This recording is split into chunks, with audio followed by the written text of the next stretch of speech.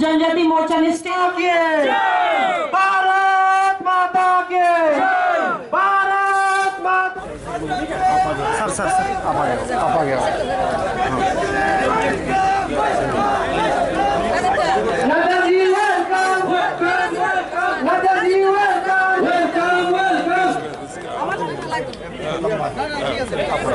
चले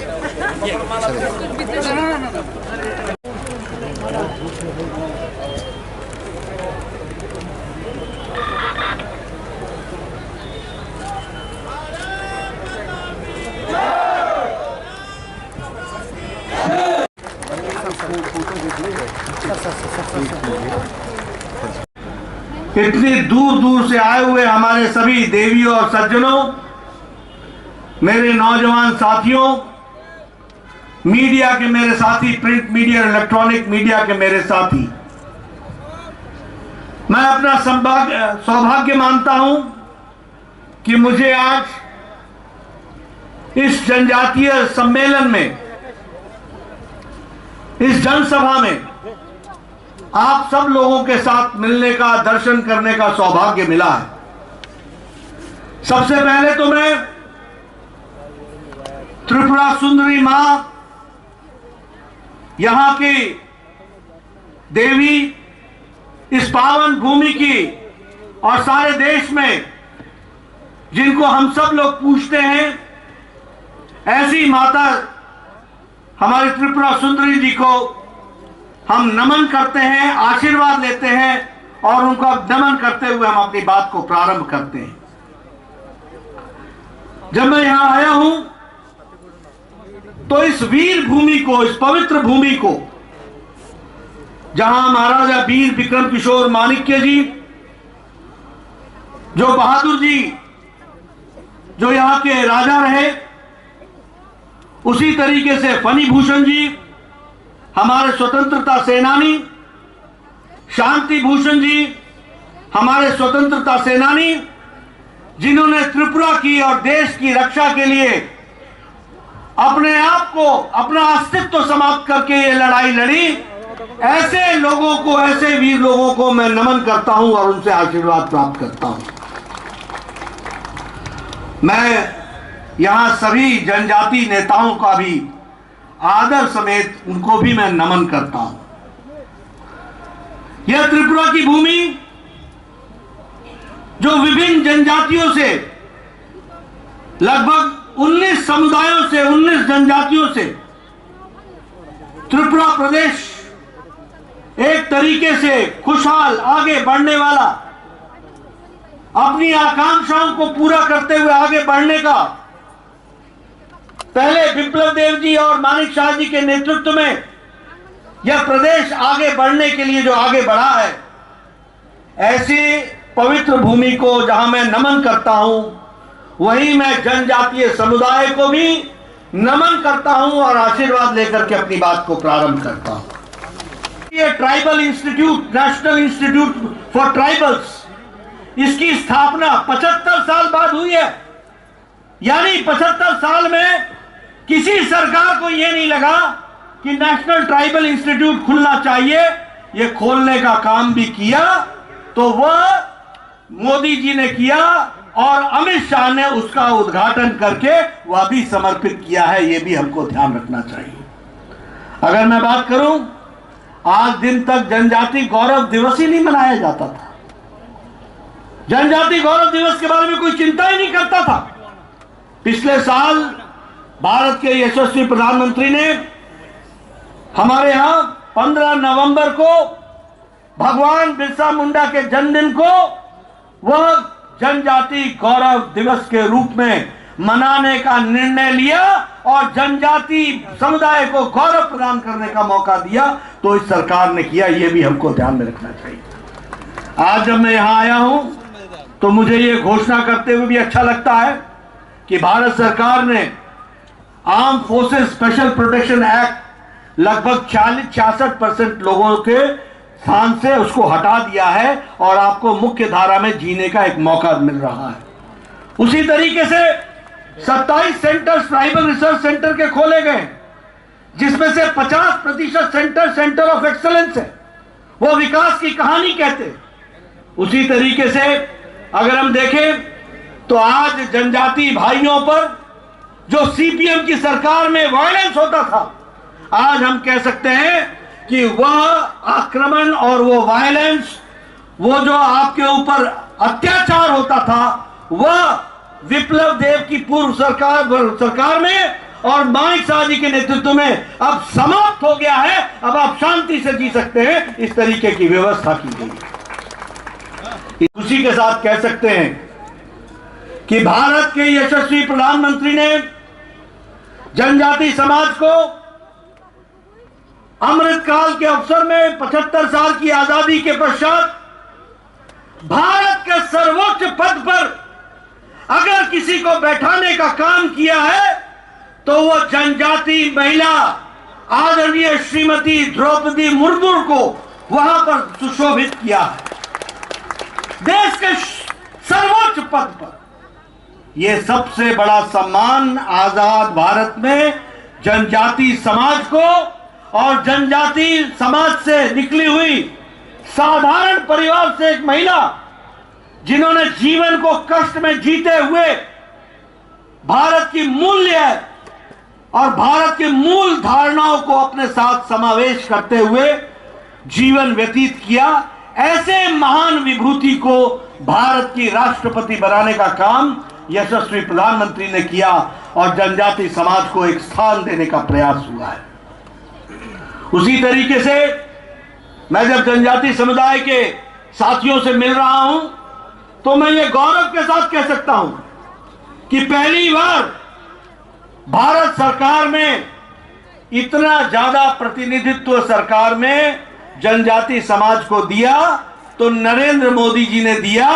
आज एनडीए की सरकार में 8 ट्राइबल मिनिस्टर हैं और त्रिपुरा में 5 मंत्री ट्राइबल हैं और वह जनजाति समाज को रिप्रेजेंट करते हैं। ये आपको मैं इसलिए बता रहा हूं क्योंकि हमने जनजाति समाज को भारत की मुख्य धारा का पार्ट माना, अंश माना। और इसके साथ साथ मैं ये भी बोलना चाहता हूं कि भारत रत्न अटल बिहारी वाजपेयी थे, किसी ने सुध नहीं ली जनजातियों की, किसी ने इनकी चिंता नहीं की।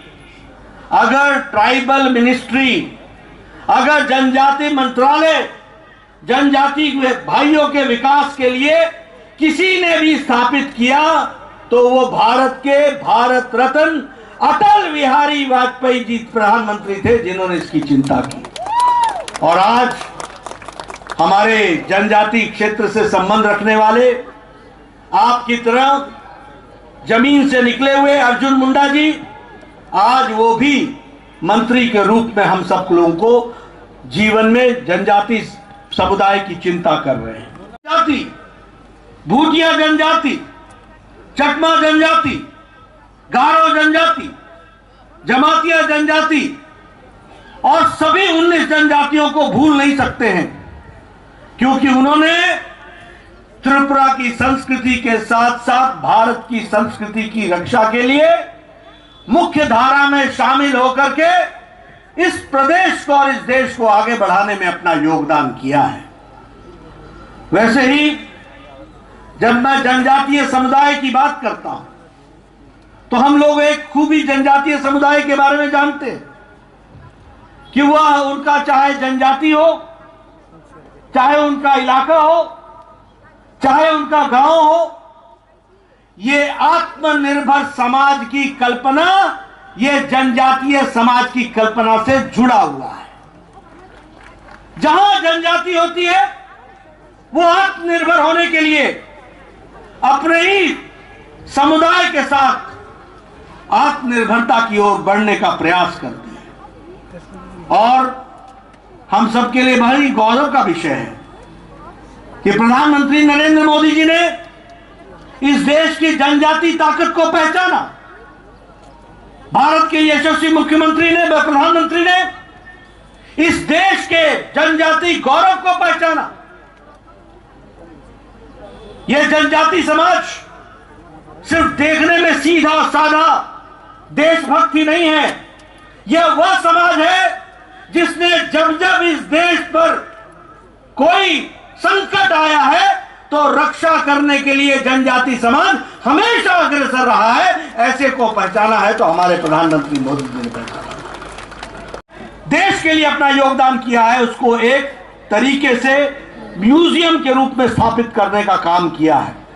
काशी गारो आंदोलन, बीजू आंदोलन, कौल आंदोलन, मणिपुर आंदोलन, दुर्गावती आंदोलन और रानी कमलावती का जो सैक्रिफाइस था, उनका जो योगदान था, इस पर म्यूजियम बना करके इसको भी काम में लाने का काम किया तो वह हमारी सरकार ने किया। मित्रों, अगर हम सीपीएम की सरकार की बात करें तो उन्होंने 25 साल में जनजातियों को हमेशा उपेक्षा की दृष्टि से देखा और ये महाराजा वीर विक्रम किशोर माणिक्य जी, बहादुर जी, इनके बारे में भी अगर कोई नेशनल एयरपोर्ट बना करके उनको इज्जत देने का काम किया तो वो भी प्रधानमंत्री मोदी जी ने किया है, ये भी हमको याद रखना चाहिए। और 450 करोड़ रुपए खर्च करके नेशनल म्यूजियम बना, नेशनल एयरपोर्ट बनाया गया है।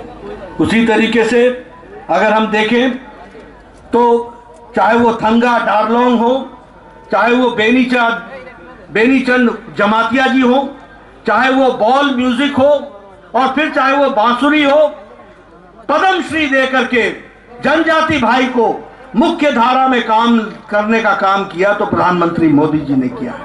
इसलिए मित्रों, मैं एक लंबी गाथा आपके सामने रख सकता हूं। जनजाति का विकास का नाम है तो उसका दूसरा नाम भारतीय जनता पार्टी है। जनजातियों के विकास का अगर दूसरा नाम है तो वो भारत के यशस्वी प्रधानमंत्री नरेंद्र मोदी हैं। इस बात को हमको समझना चाहिए। आप बताइए, आपके इलाके में सीपीएम के दौरान वायलेंस होता था कि नहीं होता था? अत्याचार होता था कि नहीं होता था? बताइए, अत्याचार होता था कि नहीं होता था? कानून व्यवस्था को धत्ता दिखाया जाता था कि नहीं दिखाया जाता था? आज आपको शांति से जीने का अधिकार मिला कि नहीं मिला? आप बताइए, विप्लव देव ने आपका विकास किया कि नहीं किया? आप बताइए, मानिक साहब का विकास कर रहे हैं कि नहीं कर रहे हैं? ये मैं इसलिए आपसे पूछ रहा हूं कि एक सरकार थी जिसने अंधेरगर्दी मचाई, एक सरकार थी जिसने आपको लूटा, एक सरकार थी जिसने आपकी चिंता नहीं की, और एक सरकार है जो आपकी चिंता के लिए दिन रात मेहनत कर रही है।